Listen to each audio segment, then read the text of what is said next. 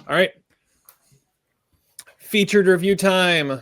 And our first one, Adam didn't get to. Our second one, Zach didn't get to. We're going to review them anyways because these were big ones on our most anticipated draft. We're going to start with Zach's number 2 drafted spot. And this is one we've been waiting for a while, ever since The Worst Person in the World came out. This is Sentimental Value. Zach, tell us all about Sentimental Value and what you thought.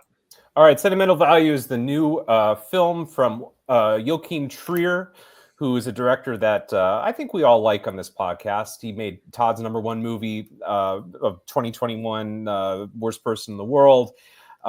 He also made Oslo, August 31st, which is a movie I really like. Louder Than Bombs, Todd assigned me once, and that was pretty cool. He's a Norwegian director, but he's worked with some American actors, and his star of Worst Person in the World is also the star of his latest movie, Renate Reinsve. And I'm going to just have to watch how many Scandinavian mispronunciations I do here. But she plays Nora, who is a stage actress, and she has a sister named Agnes, who's played by Inga Ilsdatter. I don't know. She's getting some Oscar buzz, so if she gets, you were actually close till that last name. I got the first part, maybe the first couple syllables. Where if she gets the Best Supporting Actress nomination, like some have predicted, maybe we'll know her name a little more. But yes, they're sisters, and their dad. This is definitely an actor I can pronounce. Stellan Skarsgard. Hey, he was in the Swedish Nymphet movie with that lady. But he plays their father, and he's a famous film director. What's kind of interesting is that he doesn't like theater very much. He talks about how he prefers film to theater. I sort of feel the same way. Anyway, he doesn't seem to have a lot of contact with his daughters, but he does show up kind of one day, and he approaches Nora and says, "Hey, I've written this script for you, and I know I've been kind of an absentee father for most of your adult life, but I would really like for you to play this role in this kind of comeback project that I'm pursuing and actually have some financing for through Netflix," which plays kind of an interesting role in this movie. And of course, Nora is very skeptical about this. She turns it down. And so eventually Stellan Skarsgård goes to one of the biggest actresses in the world, an American actress named Rachel Kemp, who's played by Elle Fanning. I kind of got the sense of their dynamic in this movie must have been kind of like Lars von Trier and Kirsten Dunst on the set of Melancholia. There's even a press conference that goes really poorly, like the one that Lars von Trier had with Kirsten Dunst where he defended Hitler. I wonder if Joachim Trier watched that press conference and was motivated by that. But the movie is really kind of about this triangulation between Stellan Skarsgård, who's trying to make this project, and very much this character is based on his daughter, or maybe his late wife. I guess we're not entirely sure. Elle Fanning, who feels fundamentally like she's ill-prepared for the role. She has to eventually dye her hair, and she has to pick up accents that are kind of a natural to her. And then you get these 2 grown sisters who, again, are kind of struggling through their own sort of personal trauma and their conflicted feelings about their father and whether they should accept him back in their lives. Joachim Trier is an interesting director. His films sometimes tend to be a little scatterbrained, and this movie was in some respects the same way. There's some narration at the beginning of this movie that's sort of abandoned. There's some flashbacks in this movie that seem to develop the mother character as someone who maybe had a really interesting history and as a political advocate, but that's kind of dropped. This movie kind of feels like I'm not really sure exactly what the core of the movie is. I guess it should be the father-daughter relationship between Nora and her father Gustav, but they almost never share any screen time, and we get the sense that it's a really rough relationship because they don't really know each other that well. The movie, I think, touches on a lot of familiar themes that I've seen done maybe better in other movies. I sort of think of this movie as a cross between Ingmar Bergman and Wes Anderson. You know, you get this reappearance of this eccentric, artistic, mercurial father figure who's been absent, and the grown kids are left to just be skeptical about whether to accept him and include him in their lives. So the movie has kind of elements of that. I guess the problem I have with it is I've seen it done before. The movie is kind of disappointingly conventional. We've seen the absentee parent struggling through artistic expression before, and the confrontation scenes are pretty interesting. Actually, the most interesting element of this movie, I sort of thought, was the dynamic between Stellan Skarsgård and Elle Fanning. what happens when you're a director who's pursuing a passion project and you cast a big name actor, but then you start gradually realizing that she's not the right person for the part. That, in a way, was a more interesting and compelling story than anything involving Renate Reinsve and her sister, who I can't pronounce. So I leave this movie somewhat disappointed. I think it's probably too long. I think the emotional beats were kind of obvious.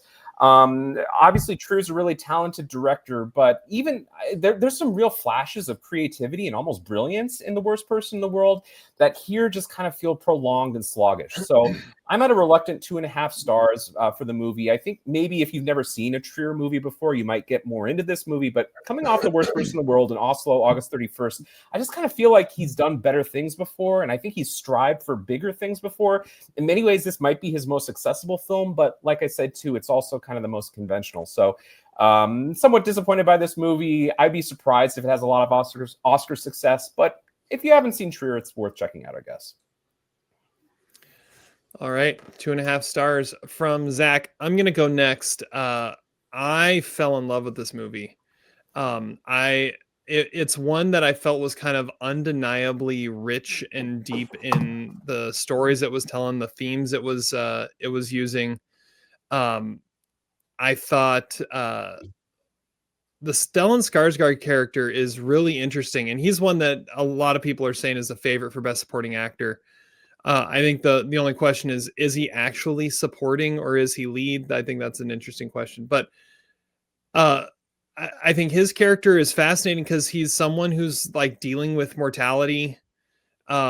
He's realizing, his end is coming, and he's got a daughter that he's never been able to connect with because they're too similar and they can't talk to each other. And he decides to communicate to her through a film.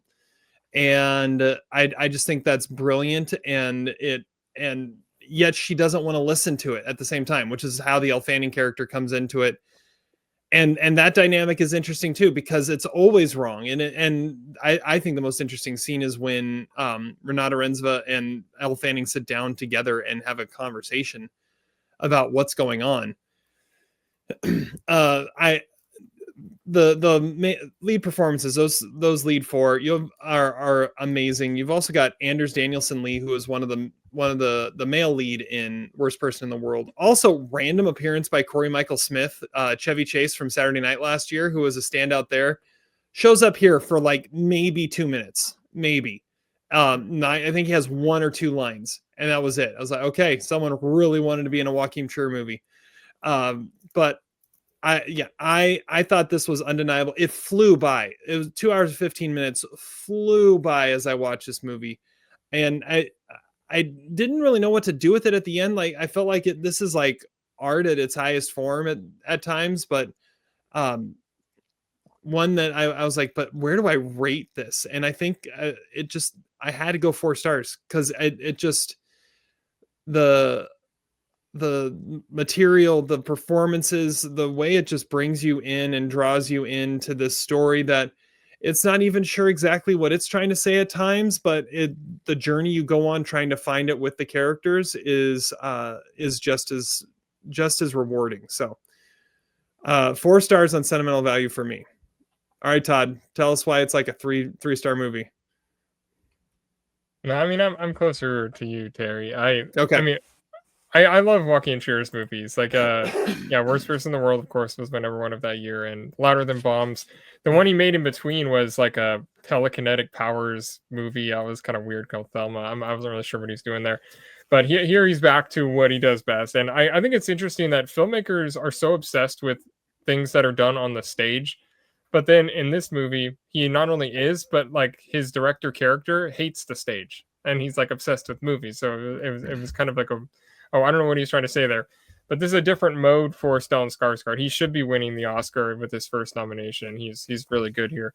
And Elle Fanning immediately pops on screen, like from her first scene. She's fantastic.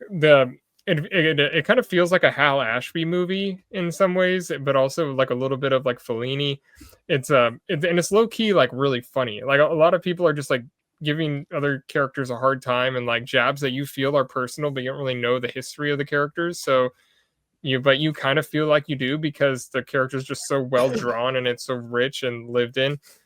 And the one scene where Elle Fanning and Stellan Skarsgård are there, and she's like it wasn't an audition. She was like rehearsing the one scene she didn't really understand. Like that's the best rehearsal of a scene I've seen since like Mulholland Drive. Like that scene absolutely took me. But it's a really tender drama. Trier is one of the best directors in the world, and it takes like a special type of like humane, observant director to make something like this so compelling. Because it's not like this movie has like, I don't know, Ana de Armas and Sydney Sweeney or something. Like these are totally like naturalistic actors that only fit in this kind of world. I say all 4 of the main actors get in; they're all supporting. But this is a great film, and I'm at a high 3.5 stars. All right. Well, Zach was the one anticipating it, and yet he's the lowest on it. Maybe the heights of the anticipation were too high. Well, it's very possible. I think one of the things I was sort of disappointed by was one of my favorite aspects about The Worst Person in the World. The title of that movie it demonstrates a complexity in the Renate Reinsve character that I felt was lacking in all 4 of the main characters in this movie, particularly Stellan Skarsgård. I think a stronger movie. Now, you guys liked the movie more than I did. My impression was we were supposed to like this guy, and that fundamentally beneath the surface and beneath the cold exterior, he's fundamentally a wounded guy who wants to reconnect with his daughter. And even Wes Anderson, I think, has been more multi-dimensional in his characters. And I just wondered, like that last scene, which, by the way, feels a lot of this movie feels like The Clouds of C. Maria, which was a better movie about an American actress kind of in a European environment. That last scene, I don't think has the sort of manipulation or ego that I would have liked to have seen in this movie, or tension. It's just all, and I hate to use the word, sentimental. And in that respect, you know, I guess I admire the performances, but I leave the movie wanting more. I want a little bit more depth and a little bit more complexity to the characters. And maybe you guys saw it and I just didn't, but I just thought the characters were just sort of one note. I think it's a movie where all that like characterization is in what's not said. Like the like you know there's more bubbling underneath the surface, but all the interactions stay on the surface until you get to like the script. And I think that's where you see exactly what is going on in these characters' heads. And that's what finally opens them up, because it's the only way they can communicate is through their art. And that is where I thought this movie was really a standout. Yeah, but come on. I mean, I've seen that in a lot of other movies. I mean, I've seen that done better in a lot of movies. This had some elements of like Cassavetes in it, like Opening Night. But again, those were characters. Cassavetes wasn't afraid to make his characters unlikable. And I think this movie is a little bit afraid to make Stellan Skarsgård too unlikable. Although I do have to say, incorrect. That's just an incorrect take. I mean, that's not even an opinion. It's incorrect. Like why is that incorrect? You're not supposed to like him. He is who he is, and that's why he rubs everybody around him the wrong way. I think by the end of the movie, you're supposed to identify with him and like him. I want to be sympathetic. I don't know. I want to be careful about spoiling too much of it. But I think the movie. I would have liked for the movie. Put it this way: I would have liked for the movie to have presented him in a darker, more complex way. And maybe I just again found him to be too likable. But I couldn't get past that. I will say I love the gifts that he gives his grandkid. Of course, the piano teacher and Irreversible on DVD. Yeah. That was a great little moment. I think though this movie it's a little bit too ambitious in a way. Like there's also an element of this movie it's trying to take down the entertainment industry a little bit. It's satirizing it a little bit. Again, the narration, which is kind of cool at the beginning of the movie, you never really come back to it. I'm not really sure what the purpose of that was. It's almost like it's too much. And I think if the movie wanted to be a more personal look at this strained father-daughter relationship, then remove, I think, the other stuff and focus on making more multifaceted characters. But as a whole, it wasn't a bad movie. I think Terry probably put it right. I think my expectations might have been a little too high on it. All right. When you're comparing it to a completely unrelated director that happens to be your least favorite director in the world, then you're giving it. Ouch. You're not being fair to the movie. Who's that? What? Wes Anderson. Wes Anderson. Oh, it's a total Wes Anderson movie. The tone There's is zero is Wes different. Anderson in the movie, but Really? Oh, it's I all don't know. I mean, Phoenician Dream and Royal Tenenbaums. That's the whole movie as a parent trying to reconnect with their kid through art. I mean, it's the same premise that he has in almost all of his movies. I felt like. All right. Well, Adam's gonna have to see it and see where he falls on it. My only thought was Elle Fanning's having a year, huh? She was great in Predator Badlands. She was pretty awesome. It's pretty awesome. And anyway. Completely different performance there too. Cool. All right. I'm at 4 stars. Todd's at 3.5 stars. Zach is at 2.5 stars. Sentimental Value. It's kind of hard to find right now, but if you can find it, check it out.